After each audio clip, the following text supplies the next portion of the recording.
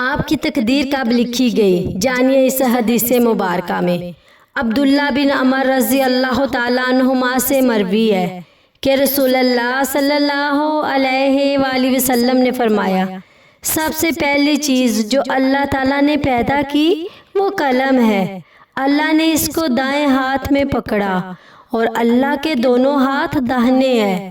فرمایا، اس قلم نے دنیا اور جو کچھ دنیا میں عمل ہوتا ہے، نیک یا بدتر یا خشک، لکھ دیا۔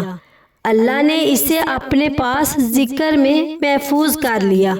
پھر فرمایا، اگر تم چاہو تو یہ آیت پڑھ سکتے ہو، یہ ہماری کتاب ہے جو ہمارے خلاف سچائی کے ساتھ بولے گی۔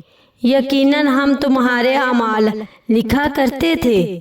نسخ یعنی نقل کرنا اسی وقت ہوتا ہے جب لکھنے کے کام سے فراغت ہو چکی ہو۔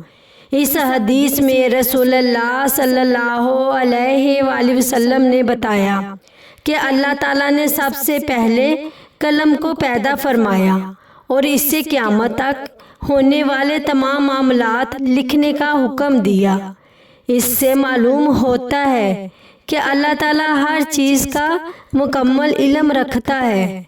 ہمیں اللہ کی تقدیر پر ایمان رکھنا چاہیے، نیک اعمال کرنے چاہیے اور ہر حال میں اللہ پر بھروسہ رکھنا چاہیے۔